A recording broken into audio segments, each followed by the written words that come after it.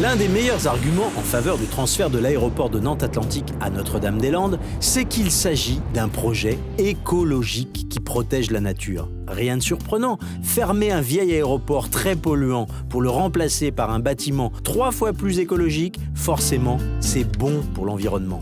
L'aéroport du Grand Ouest sera le premier aéroport en France construit selon les normes de haute qualité environnementale. En termes de bilan énergétique et de bilan carbone, ça veut dire 3 fois moins de pollution qu'avec l'aéroport actuel. À Notre-Dame-des-Landes, tout a été conçu pour réduire au maximum l'impact du projet sur son environnement. Le nouvel aéroport sera construit avec 2 pistes. L'avantage, c'est que les avions passeront beaucoup moins de temps à attendre pour décoller ou pour atterrir. Ça évitera de brûler inutilement des milliers de litres de kérosène comme actuellement à Nantes-Atlantique. Même s'il dispose d'une 2e piste, 90% de la surface de l'aéroport du Grand Ouest seront occupés par des espaces verts, des prairies et des forêts. On a même prévu de consacrer 10% du budget total à la préservation de la faune et de la flore.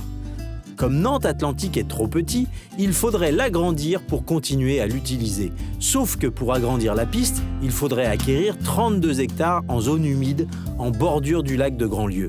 C'est inconcevable puisque la zone est classée Natura 2000, protégée par la Convention internationale Ramsar sur les zones humides.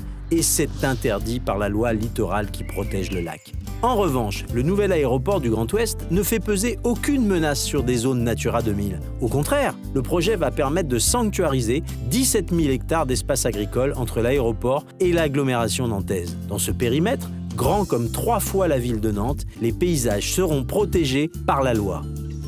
Soyons clairs, nous avons d'un côté un vieil aéroport qui pollue et oblige les avions à survoler à basse altitude une agglomération de 600 000 habitants, et de l'autre, un nouvel équipement moderne, accessible, évolutif, qui divisera les nuisances sonores par 50 et sera capable d'accueillir un doublement du trafic d'ici 50 ans pour les 2 générations qui viennent. L'écologie, ce n'est pas le contraire du progrès, c'est penser à l'avenir de manière durable.